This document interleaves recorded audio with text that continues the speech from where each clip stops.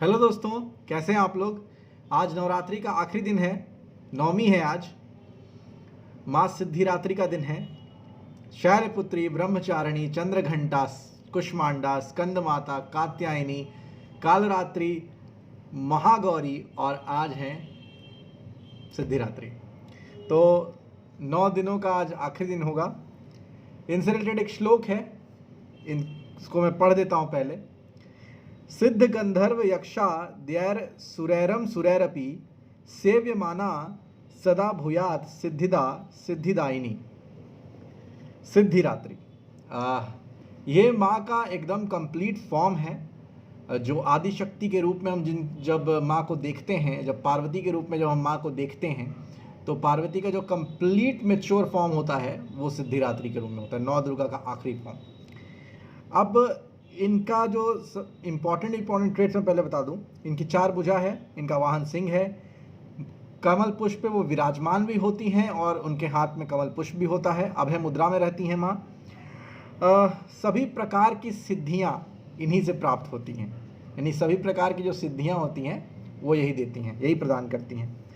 अणिमा, महिमा, गरिमा, लघिमा, प्राप्ति, प्राकाम्य, ईशित्व और वशित्व। मार्कंडेय पुराण के अनुसार ये 8 सिद्धियां होती हैं और वो सब सिद्धिरात्रि के वजह से ही मिलता है। अब कथा ये है बेसिकली कि जब महादेव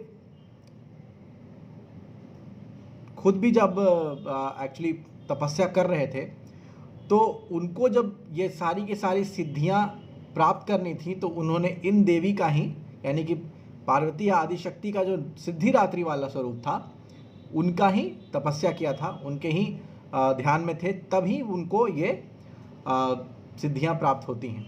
दूसरी चीज़ है कि सिद्धिरात्रि स्वरूप के वजह से ही महादेव का अर्धनारेश्वर स्वरूप दिखना शुरू हुआ था, और वो इनकी ही देन है, सिद्धिरात्रि की ही देन है महादेव का अर्धनारेश्वर स्वरूप, यानी कि आधे शिव और आधी शक्ति, अर्धनारेश्वर स्वरूप।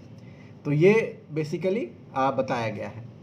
अब मैं थोड़ा बता दूं कि सिद्धिरात्रि का इम्पोर्टेंस कहाँ कहाँ और भी है। सिद्धिरात्रि हम सब जानते हैं, हनुमान जी के बारे में कौन नहीं जानता।